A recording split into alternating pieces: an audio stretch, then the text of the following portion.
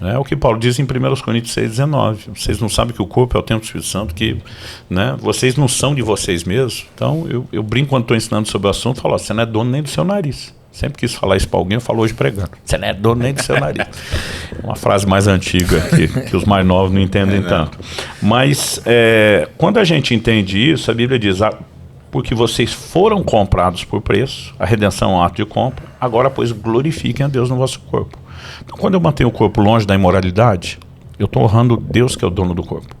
Quando eu cuido da saúde do corpo, eu estou honrando o Deus que é o dono do corpo, né? Então assim, o trato correto com o corpo é parte do culto a Deus, como você citou Romanos 12, fala do culto racional, mas a mentalidade de mordomia, de gerência, de cuidado que é de Deus, ela é muito forte na Bíblia e na premissa da vida cristã.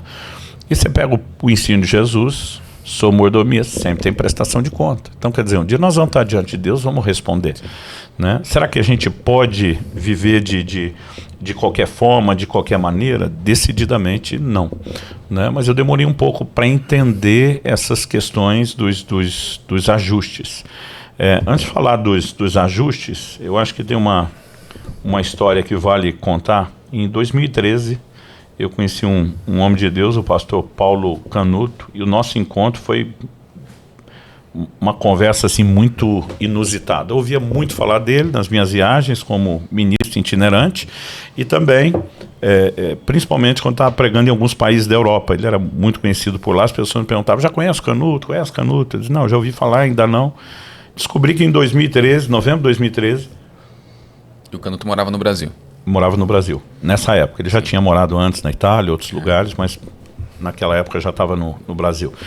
Aí eu ia ministrar só na quinta noite e ia embora na sexta. Então fiquei feliz que ele já estaria lá. Final do culto, eles prepararam uma janta para os preletores. Hoje é o tipo de coisa que eu não faço, comer depois do culto. Mas considerado a bagunça que isso costumava ser na vida das igrejas dos pregadores, a comida era até mais saudável do que o padrão. Mas apesar da comida ser saudável, ele fez um pratinho pequenininho. Eu só para puxar a conversa, que não queria falar disso, só queria uma abordagem, tipo assim, era o que deu sopa ali para eu tentar aproximar. Olhei para ele e falei, tá se cuidando, hein? Mas só queria me apresentar, tal. No que eu falei, tá se cuidando, ele olha para mim e fala, quantos anos você tem? Eu sempre brinco, quando um cara com mais de 60 perguntar a sua idade, ele vai te dar sermão. Pode ter certeza disso. Aí eu já pensei, cara, deu ruim, já começamos errado esse negócio. Do pé esquerdo. Eu falei, nem queria falar disso, agora o cara já vai me dar lição, já estava esperando. Aí eu falei, 41, na época, né, era o que eu tinha. Ele falou, não, estou perguntando sua idade, porque quando eu tinha 44 anos de idade, ele falou, eu achei que você estava perto dos 40, ele falou, eu morri. Eu falei, você o quê? Ele falou, eu morri, como assim morreu? Aí ele falou assim, não, meu corpo entrou em falência, os médicos me reanimaram 5 vezes, nas primeiras 4 eu voltei. Ele falou, na quinta eu não voltei mais. Eu, como é que você sabe que você não voltou? Eu brinco, não é todo dia que você conversa com o que morreu, né? Eu sou muito curioso, já conheci vários, tá? Aí eu falei, como é que você sabe? Ele falou, porque na quinta vez eu me vi saindo do corpo e tudo que aconteceu, a partir daquele momento, eu assisti fora do meu corpo. Meu espírito estava fora do corpo. Ele falou, minha versão bate nos mínimos detalhes com a da minha esposa e a do médico de tudo que aconteceu na sala.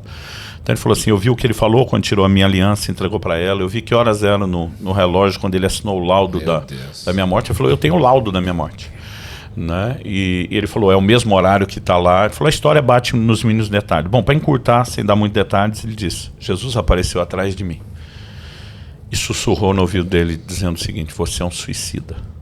Cara, quando ele falou isso, eu já sabia para onde ia a conversa. Eu falei, vai ficar feio esse negócio. Fica feio, vai chegar em mim. E Jesus falou para ele assim, eu tinha um plano extraordinário para a sua vida, mas você abortou porque nunca cuidou do seu corpo. Quando ele falou chegou nessa parte, eu falei, para, você era gordo? Tipo assim, vamos conversar direto aqui sem pisar em ovos comigo? Ele falou, não, mas eu nunca cuidei do meu corpo. Então ele falou assim, eu não dormia, toda noite era vigília de oração. Ele falou, dormia de 2 a 3 horas para buscar a Deus. Viajar, pregar sem me dar descanso, jejuava sem nenhuma sabedoria para entrar e sair. Foi meu corpo não aguentou. Eu lembro que eu larguei estilo meus amigos carioca da Baixada, um caraca.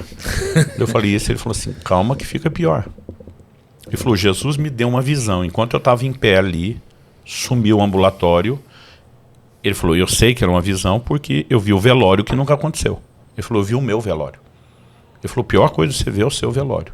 Ele falou, eu estava arrumado no caixão, terno e gravata, coroa de flores, amigos, família, todo mundo chorando. Ele falou, eu vi a cena. E dizia, alguém chegar perto na visão, chegar perto do caixão, estendia a mão e dizia assim, mas o Paulo era uma bênção. Por que será que Deus recolheu ele tão novo?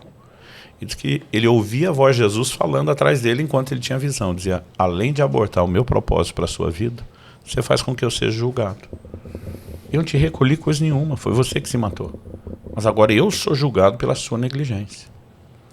Cara, o chão sumiu debaixo do meu pé. Não foi só o impacto de uma história, Deus fez alguma coisa naquele momento. Para mim, a grande virada do jogo foi aquele momento, porque assim, a lembrança ainda me emociona. Eu levantei daquela mesa e eu falei para Deus no meu coração, falei, nunca mais o Senhor vai me corrigir de novo. É a última vez que o Senhor chama a minha atenção. Só que eu falei para ele, eu não vou mudar da noite para o dia, eu sei disso e o Senhor também sabe. Eu falei, então me dá um ano. Eu nem sei porque eu pedi tanto tempo, na minha cabeça eu realmente não queria brincar com o assunto. Eu falei, me dá um ano, porque eu preciso reprogramar minha forma de pensar. Eu já sabia, pregando o evangelho, não tem mudança de comportamento sem mudança de valores. Então eu falei, cara, eu vou ter que repensar tudo. Porque mesmo nessa área do cumprimento do propósito, no ano anterior, um irmão um dia me abordou e falou, Subirá, você tem que se cuidar, cara, você é um patrimônio do corpo de Cristo, você não está cuidando da saúde, nós não podemos perder você. Aí a gente larga uns textos fora de contexto. Né? Para mim, o morrer é lucro. Estar com Cristo é incomparavelmente melhor. Ele me corta e fala assim, isso você der a sorte de morrer. Eu falei, como é que é? Ele falou, você está achando que só desliga o disjuntor, caiu, e você está lá com Jesus, acabou? Ele falou, a maioria dessa sorte não, o cara fica na cama sofrendo, dando trabalho para a família. Primeiro foi um susto que eu não tinha pensado nisso. Segundo, ele falou, e muito covarde da sua parte abandonar a sua mulher e o filho pequeno.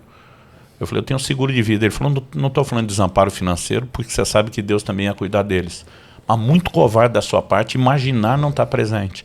Aliás, o Douglas Gonçalves falou para nós essa semana de algo que um médico deles falou na igreja. Ele perguntou quantos são pais aqui, muitos levantaram a mão.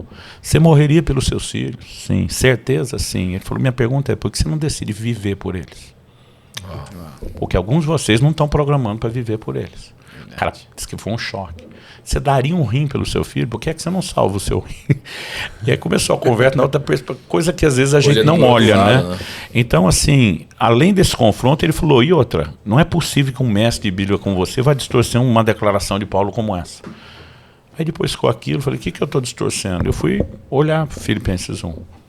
Paulo diz, eu estou dividido, tendo o desejo de partir e estar com Cristo, que é incomparavelmente melhor. Ele diz, mas por causa de vocês, eu julgo que se eu ficar um pouco mais, eu tenho mais fruto do meu trabalho. Então o que Paulo está dizendo não é, eu estou desistindo de tudo para ir para o céu, é o contrário, ele está dizendo, o céu pode esperar. Nós vamos ter a eternidade toda para usufruir o céu. E diz, então, por melhor que seja partir, a nossa única janela de tempo, curtíssima, se você comparar com a eternidade que nos aguarda, para cumprir o propósito é agora. Então, por que é que nós vamos sacrificar isso?